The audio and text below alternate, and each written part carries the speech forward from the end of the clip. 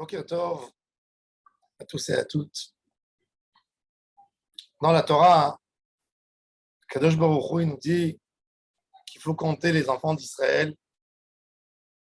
Et il nous dit Mispar Shemot, c'est-à-dire qu'il faut compter les enfants d'Israël avec leur nom. Mispar Shemot. Les Mefarshim, ils ont posé la question, c'est quoi Mispar Shemot? Puisqu'on voit que dans Parashat Pinchas, quand on parle des gens qui rentrent en Eretz Israël, on mentionne Bet Avotam. Les Bet Avotam, on ne mentionne pas des Mispar Shemot. Rabbeinu Ovadia de Sforno nous dit que Mispar Shemot veut dire qu'ici, dans le désert, quand on a compté dans le désert, Midbar Sinaï, on parle de grandes personnalités. Et le mot Shem, en hébreu, un nom, c'est une particularité. C'est une grandeur d'une personne. Comme Akadosh Baruch Hu dit à Moshe Rabbeinu, Ve'eda'acha Beshem. Les étoiles, il y en a tellement, elles sont tellement nombreuses, mais chacune est là, un nom, comme qui est écrit dans le Tehillim, chapitre 145, 147. Mon ami parle à Kochavim, les Chulam, Shemot Ikra. Akadosh Baruch Hu donne un nom à chacun. La génération du désert était des grandes personnalités. La Gemara nous dit, dans le traité Souka, Daf Numbet, Kola Gadol Mechavero, Yitzro Gadol Mimeno. Un homme, plus il est grand de son ami, en Torah, en Yirat Shamayim, plus il a des épreuves d'Emouna, plus il a des épreuves, des tentations, du etc. La génération qui est sortie d'Égypte, qui a couronné Akadosh Baruch Hu avec la couronne de Naaseh Venishma, des gens qui étaient nobles, des gens qui étaient les premiers à recevoir la Torah, les premiers juifs, ont eu quelque chose, peut-être une petite gava. Nous sommes les premiers. On peut se permettre. On a les droits d'auteur sur le Ham Israël. Et avec ça, ils se sont permis à déraper du Der Haemet. Un homme n'a pas à se considérer comme un grand Bemispar Shemot. D'ailleurs, l'idée d'Eretz Israël demande à l'homme d'être humble. Ne pas croire que tu as des droits, alors tu peux te permettre à faire des choses.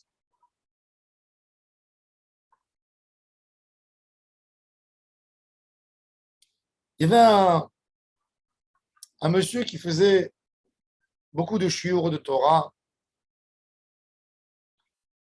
et qui a écrit même des livres. Et il a fait des fautes. Quand il a fait des fautes, les gens lui ont fait un reproche. Et il leur a répondu, j'ai fait tellement de Torah dans ma vie que je peux me permettre à faire quelques erreurs. Et ça, c'est un regard totalement faux. Totalement faux parce que c'est exactement le même regard de ces gens qui ont reçu la Torah. Ils ont dit, nous sommes les premiers juifs. Nous sommes les premiers qui ont accepté la Torah. On a le droit d'être, de temps en temps, d'être faible, de faire une avéra par-ci, une avéra par-là. Ça ne peut pas nous baisser nos mérites que nous avons eus. Et la Torah te dit, oui, ça baisse tes mérites. Justement, le prophète parle de ces gens et dit qu'un tzaddik, que toute sa vie, il a fait des mitzvot. Et il a dit, ben maintenant, je vais faire une avéra. Il aurait perdu tout. Il aurait tout perdu. Parce que chez Akadosh Baruch Hu, ça n'existe pas. Cette notion, il faut la hanava devant Hashem Yitbarach.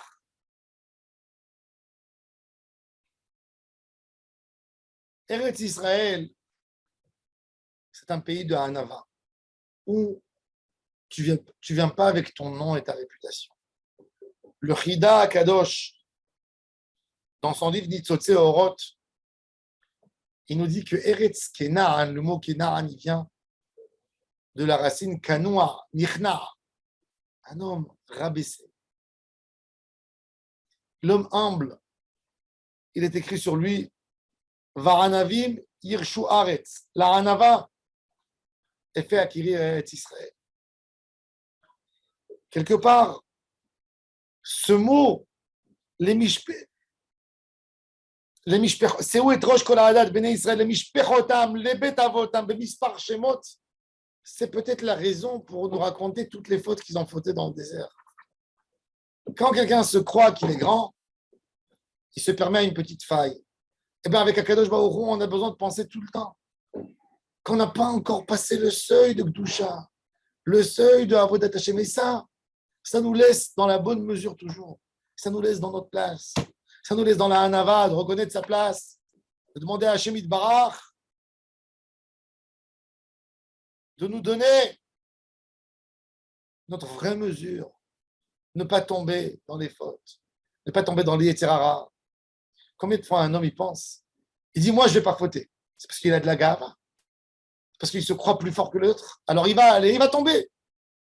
Et quand quelqu'un il dit, je suis vraiment faible, je ne pense pas que je pourrais résister contre le Yetzer Hara, du fait qu'il est humble, il a été protégé, parce qu'il se met des protections.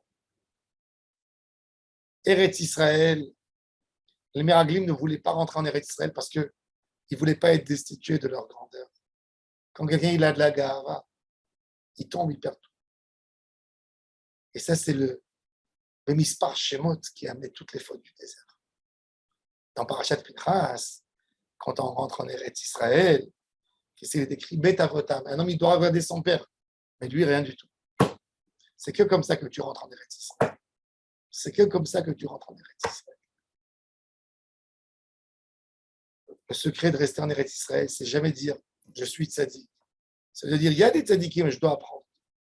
De regarder toujours les autres pour pouvoir apprendre les bonnes choses des autres et pas dire aux autres apprenez de moi, c'est moi l'exemple. Non, apprends. Et là, par un avim yirshu aretz. Et un avim, ils ont le mérite de rentrer en Eretz Israël. Baruch Adonai l'olam. Amen, amen. Shabbat shalom, à toutes et à tous.